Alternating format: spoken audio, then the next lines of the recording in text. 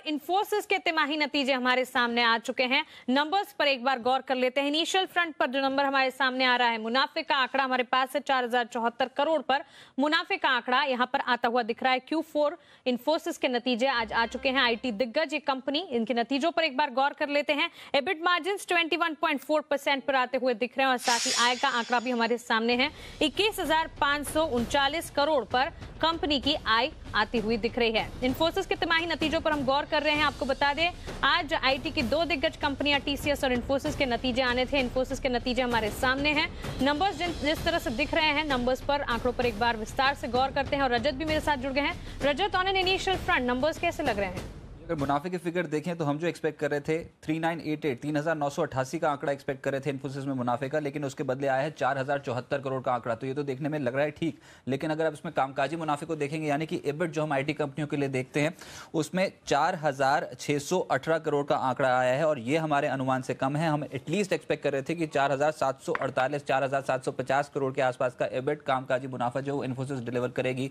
और ऊपर से यहाँ पर अगर देखें तो डॉलर रेवेन्यू जो उसमें 306 करोड़ का आंकड़ा है, यानी कि ये इन लाइन विद एस्टिमेट्स है। हाँ, इंपॉर्टेंट है, सबसे इंपॉर्टेंट जो रहता है वो रहता है कि गाइडेंस कंपनी क्या दे रही है कांस्टेंट करेंसी टर्म्स में, लगभग 7.5 से 9.5% ये एक्सपेक्ट कर रहे हैं कि FY20 में यहाँ पर जो है आय ग्रोथ जो है वो देखने को मिलेगी। 7.5 से 9.5% की गाइडेंस जो है वो इन्फोसिस ने इस बार दी है और ये पिछली बार 8 से 10% की थी।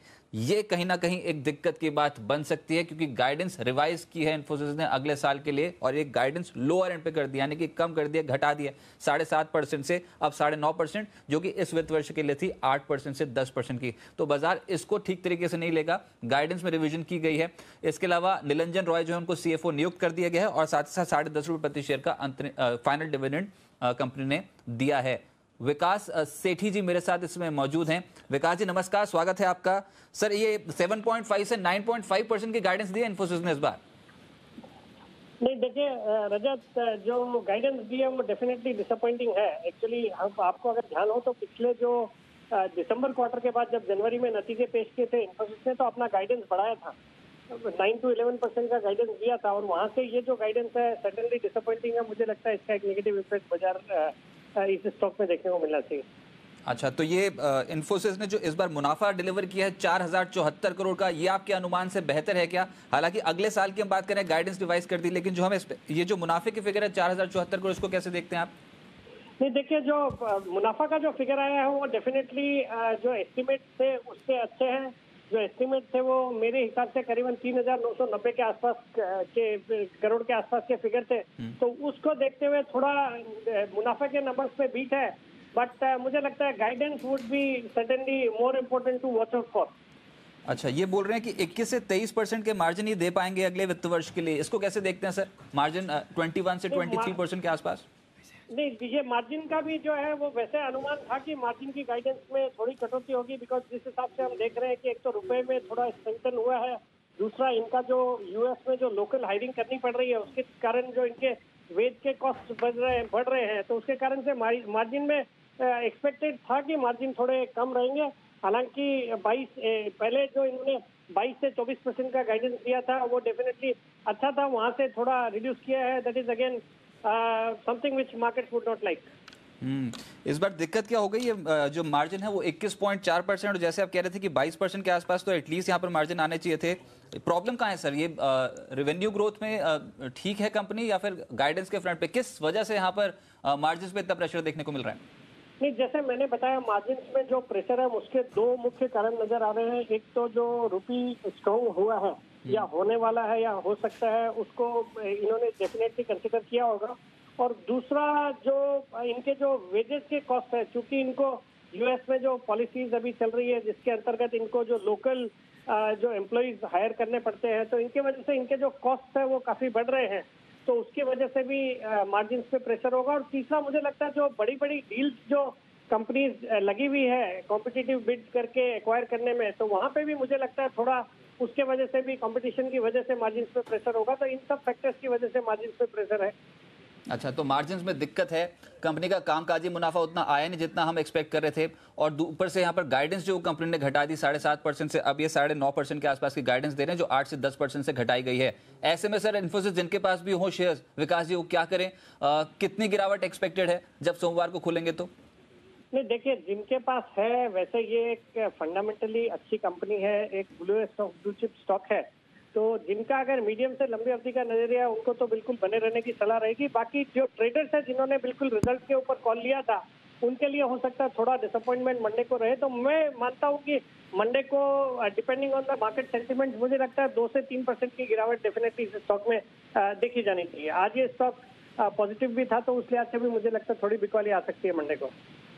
शुक्रिया विकास जी हमारे साथ जुड़ने के लिए और इन नतीजों पे अपना टेक देने के लिए। लेकिन मानसिक डिसअपॉइंटमेंट हो गई गाइडेंस के टर्म्स में। मुनाफे की फिगर ठीक है, लेकिन गाइडेंस जो कि आईटी कंपनियों के लिए बहुत क्लोजली ट्रैक होती है, उसी में कंपनी ने डिसअपॉइंटमेंट दे दिया, और उसके चलते हम बोल रहे हैं कि हो सकता है कि सोमवार को ओपनिंग इन्फोसिस की ठीक नहीं हुए। अब सब कुछ जो डिपेंड करेगा वो टीसीएस के नतीजों पर। बिल्कुल, तो कमजोर आंकड़ों का अंदाजा तो हम लगा रहे थे, लेकिन काफी हद तक यहाँ पर डिसअपॉइंटमेंट हाथ लगे। 3 बड़े कारण यहाँ पर अगर हम बताएं तो मार्जिन पर प्रेशर देखने को मिल रहा है। इसकी भी 3 वजह है, करेंसी फ्लक्चुएशन और साथ ही कॉस्ट जो ग्लोबल कारणों की वजह से बढ़ रही है वो एक वजह है, और साथ ही बड़ी डील्स जो कंपनी लेकर आ रही है उस वजह से भी कुछ हद तक मार्जिन पर प्रेशर पड़ता हुआ दिखा है। दूसरी बड़ी बात, कंपनी का कामकाजी मुनाफा एक्सपेक्टेशन से कम आता हुआ दिखा है, और सबसे बड़ी बात आई ग्रोथ गाइडेंस जो कि 8 से 10% थी उसे कम कर दिया गया है 7.5% से 9.5% पर। ये आई ग्रोथ गाइडेंस को अब ले लिया गया है। मंडे को यह आंकड़ा किन लेवल्स पर इन्फोसिस के काउंटर को लेकर जाता है ये देखना बेहद अहम होगा। लेकिन रजत, तमाम जानकारी के लिए और हमारे साथ जुड़ने के लिए आपका शुक्रिया। तो इन्फोसिस के नतीजे तो हमारे सामने आ ही गए, टीसीएस के नंबर्स का अब इंतजार है। कुशल मेरे साथ जुड़े हैं। कुशल, सबसे पहले तो ये बताएं, इन्फोसिस के नंबर आप जैसे अनुमान लगा रहे थे वैसे हैं कि नहीं, और साथ ही टीसीएस के नंबर्स से आप क्या उम्मीद लगा रहे हैं? जी हाँ, तो मुनाफे के हिसाब से अगर हम देखें तो मुनाफा बेटर आया हमारे अनुमान से। हमारा मुनाफे का अनुमान करीब विकास सेठी जो बता रहे थे 3,990 करोड़ रुपए का था, और साथ साथ उन्होंने 4,074 करोड़ रुपए का मुनाफा दर्ज किया है। और अगर हम डॉलर रेवेन्यू की बात करें तो उसमें हमारा जो अनुमान था वो एग्जैक्टली एस्टिमेट के हिसाब से आया है। 305 करोड़ डॉलर का हमारा अनुमान था, और एग्जैक्टली उन्होंने भी वही पोस्ट किया है। साथ साथ लेकिन मार्जिन फ्रंट पे उन्होंने काफी डिसअपॉइंट किया है। हमारे मार्जिन जो टूटने की एक्सपेक्टेशंस थी वो 0.5% थी, पर अभी जो रिजल्ट्स इन्होंने डिक्लेयर किए हैं उससे हमें साफ दिख रहा है कि 1.1% की गिरावट मार्जिन में हमें देखने को मिली है। साथ साथ जो बड़ी बात है वो है इनकी कांस्टेंट करेंसी की ग्रोथ गाइडेंस। इन्होंने 8 से 10% की गाइडेंस हम एस्टिमेट करके चल रहे थे कि वो बरकरार रखेंगे, पर जैसा कि हमने देखा कि उन्होंने 0.5% जो गाइडेंस है ओवरऑल कांस्टेंट करेंसी की वो रिड्यूस कर दिया, और साथ साथ जो मार्जिन की गाइडेंस है उसको भी 1% रिड्यूस कर दिया है। पहला 22 से 24% था, अब 21 से 23% कर दिया उन्होंने। जी बिल्कुल, साथ ही बता दें टीसीएस से क्या अनुमान उम्मीदें लगाई जा रही हैं? जी हाँ, तो अब टीसीएस के नतीजे आने वाले हैं कुछ ही क्षणों में। तो अगर हम टीसीएस में डॉलर आई की बात करें तो वो करीब 2.5% बढ़ना चाहिए हमारे एस्टिमेट के हिसाब से, और कांस्टेंट करेंसी ग्रोथ जो है वो 2% रहनी चाहिए। साथ साथ अगर हम मार्जिन्स की बात करें तो उसमें 0.6% की गिरावट आपको देखने को मिल सकती है, क्योंकि रुपया जो है वो 2% मजबूत हुआ है जनवरी से मार्च तिमाही में। साथ साथ जो इनकी लागत है वो उसमें भी बढ़ोतरी देखी गई है।